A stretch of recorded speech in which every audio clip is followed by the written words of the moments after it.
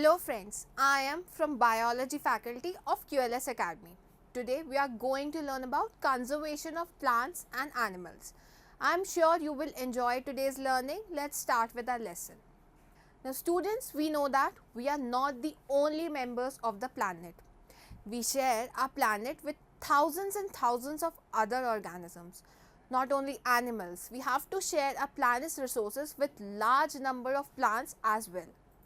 Although we know that we have to share the planet's resources with other living organisms, but we are not aware that we are exploiting and destroying the resources at a tremendous rate. Because of our greed, many plants and animal species are already extinct and thousands more are endangered. So, now much efforts are being made to conserve plants and animals. The conservation of plants and animals mean that plants and animals which occur in the forest should be kept in a way that they remain protected in the natural environment in which they are found. Conservation can also be done by taking out the animals and plants from their natural environment and be kept in a man-made controlled environment. Before we go any further, we need to know some technical terms. First is biosphere. Biosphere is the part of the earth in which living organisms exist.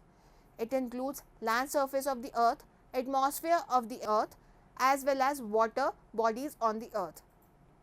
The animals living in a natural environment are called as wild animals. जैसे forest में tigers, lion, bison, snakes, etc. वगैरह रहते हैं, these are all wild animals. The plants growing in the natural environment on their own are called as wild plants. The term wildlife means all the animals and plants which are found naturally in the forest and other natural habitats. Now diversity. Diversity means variety. Biodiversity means biological variety. It refers to variety of organisms, that is plants, animals and microorganisms found in a particular area or a habitat. An ecosystem. An ecosystem is a system which includes all the living organisms, that is plants, animals, microorganisms of an area, and physical environment, that is soil, water and area in which they live.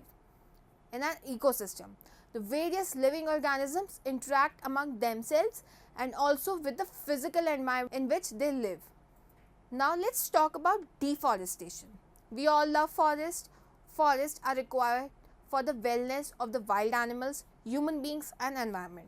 Forests are very necessary for the proper rain, medicines, air fresheners, removing air pollution, getting wood for many other purposes, etc.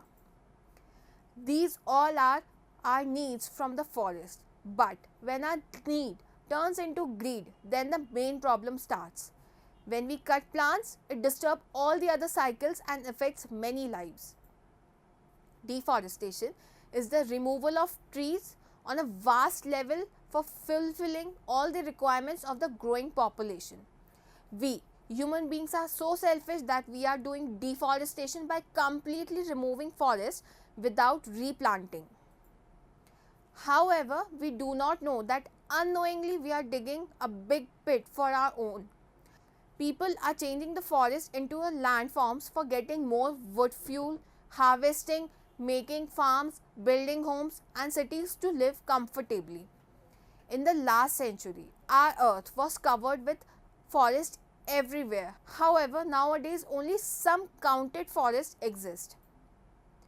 Now, what are the main causes for deforestation? First, trees are cut down to obtain wood for using fuel. They are cut down to obtain wood for making doors, windows and furnitures.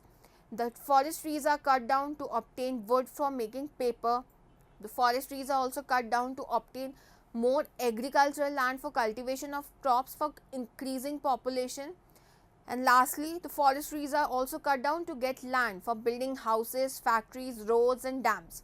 Now these are all man-made causes of deforestation. Some of the natural causes of deforestation are forest fires and severe droughts.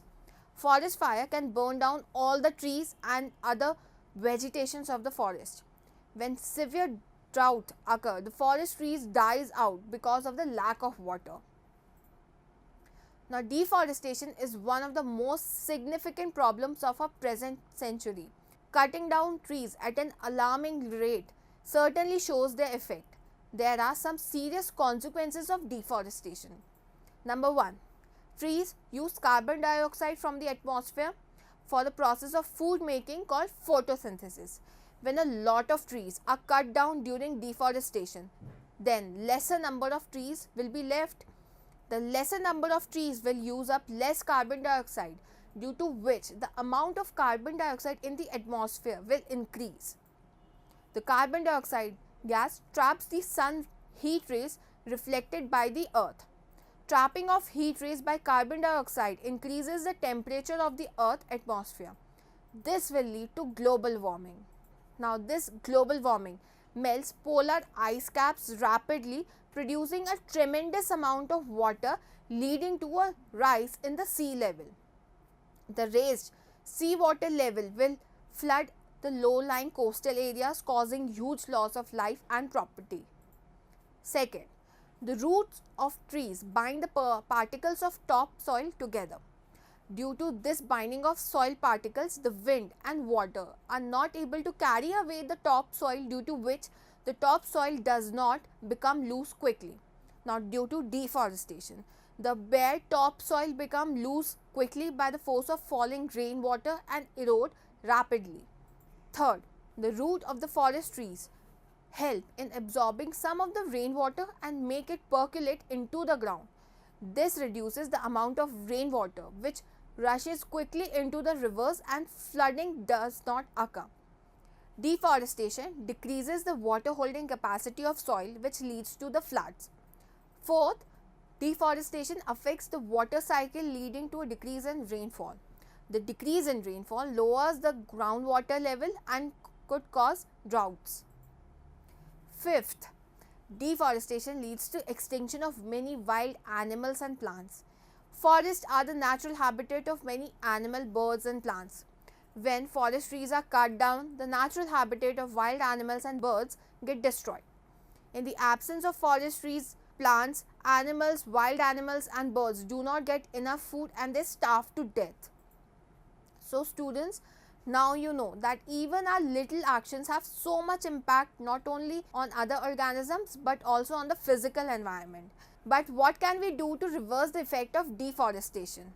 The answer to deforestation is reforestation. The planting of trees in an area in which forests were destroyed is called as reforestation. The planted trees should generally be of same species which were cut down from the forest during deforestation. We should plant at least as many as trees that have been cut down. Forests are called as green wealth of a country. Reforestation can also take place naturally. If the deforested area is left undisturbed for some time, it re-establishes itself by the growth of trees. This is called as natural reforestation. So students, remember, forests are the real wealth of our country.